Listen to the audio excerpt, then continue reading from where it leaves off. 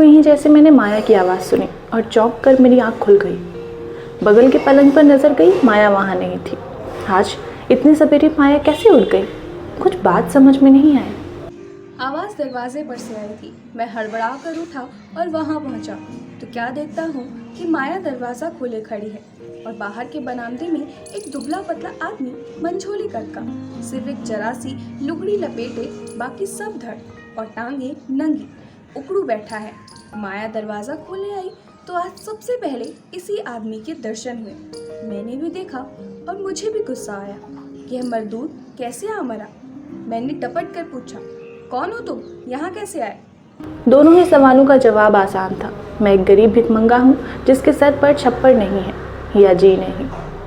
शिक्रम नहीं ली, यूं ही चल कर आ गया, मगर उसने कोई जवाब नहीं दिया, जो कि मुझे और भी खला। और मैंने आवाज़ में और भी तेज़ी लाते हुए कहा, बोलता क्यों नहीं, बहरा है? फिर भी कोई जवाब नहीं। जवाब हो भी कह सकता था अगर वह सचमुच बहरा था, मगर कौन कह सकता है कि वह बहरा ही था? आजकल इस तरह के बने हुए आदमी। लेकिन वाक्य पूरा करने से पहले ही मुझे लगा कि यह मैं गलत बात कह रहा हूँ। बने हुए आदमी दिन के वक्त भेष बनाकर भीख मांगा करते हैं। इस तरह रात को किसी के बरामदे में आकर सो नहीं जाते, जाड़े की ऐसी रात में। और मेरा ध्यान उसके ओढ़ने बिछौने पर गया। बिछौना निखरी जमीन और ओढ़ना टाट का एक घिसा हुआ पौन गज का टुकड़ा, और हाँ, एक चिप भी जो उसने हमारे दरवाजे से उतार कर अपने ऊपर डाल ली थी। उस वक्त जबकि एक गद्दे और एक लिहाफ से भी मेरा काम ठीक से नहीं चलता, जी होता है कि कुछ और ओढ़ ले। कैसे कटी होगी इसकी रात? नींद तो क्या आई होगी, दांत बचते रहे होंगे, जांघों में हाथ डाले राम का नाम जपता पड़ा रहा होगा, या शायद टहल टहल कर ही रात काटी होगी। किसने देखा है और किसको दिखाने के लिए शक्ल बनाई है? इन ठंडी सुनी दीवारों को? बने हुए आदमी, ये क्या बना हुआ आदमी है? और अपनी बात खुद मुझे सालने लगी। मगर उस आदमी को इस समय की मेरी आत्म पीड़ा से भी उतना ही कम प्रयोजन था जितना 2 मिनट पहले की कठोरता। ठिठुरते हुए हाथों से चिक दरवाजे पर टांगने के बाद वह अब कच्चे पपीते के बीज जो तमाम बिखरे हुए थे बटोर कर एक जगह कर रहा था। लगता है उसने हमारे ही पेड़ से एक कच्चा पपीता तोड़कर उससे अपनी भूख बुझाने की कोशिश की थी। लेकिन अभी शायद वह पूरी तरह जानवर नहीं बन पाया था, इसीलिए पूरा पपीता नहीं खा सका था।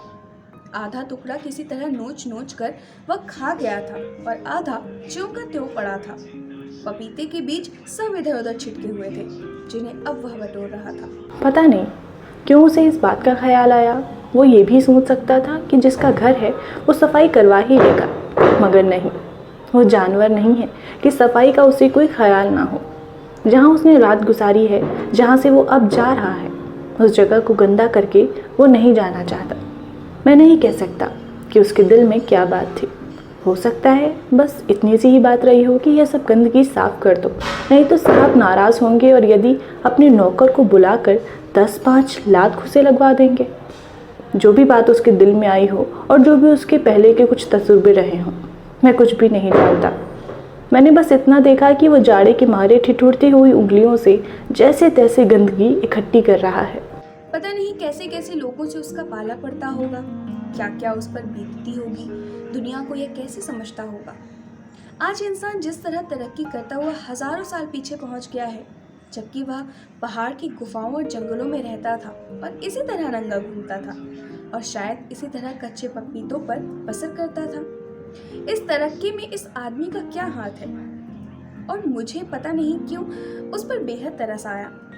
इस पर की दुनिया में उसका कोई ना था, उसके पास कहीं अपनी एक नन्ही सी कोठरी भी ना थी, और बस इसी आसमान के छप्पर के नीचे उसकी रातें बीतती थी। और यह कि इस ठुठुरती हुई सर्दी में उसके तन पर बस एक लुगड़ी थी और वह गाय बैल की तरह कच्चा पपीता खा रहा था।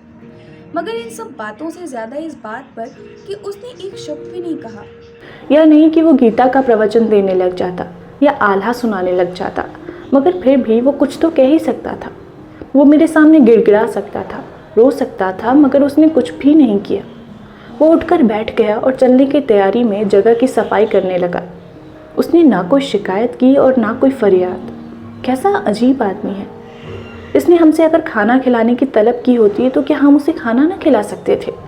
या कहा होता तो तन ढांकने के लिए 2 एक कपड़े ना दे सकते थे? मगर अब शायद उसे इंसान से इतनी भी उम्मीद बाकी नहीं रही थी। अब तो शायद वो इसलिए जी रहा था कि मौत नहीं आती, और अगर किसी तरह ना आई तो एक रोज़ खुद जाकर हाथ पकड़कर उसे खींच लाएगा और फिर उसी घिसे हुए टाट के कफन में लपेट कर कोई मेहतर उसे घसीट कर कहीं फेंक आएगा।